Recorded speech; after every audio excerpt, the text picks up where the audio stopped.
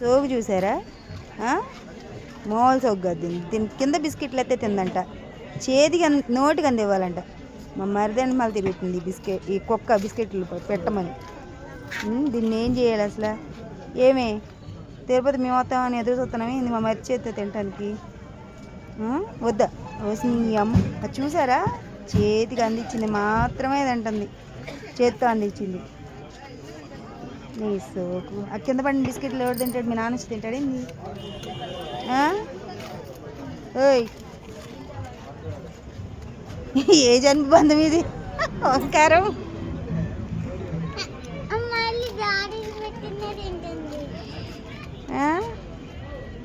ఓయ్ పప్పి కొడుకుంటుంది అవి ఉండద్ది. ఓయ్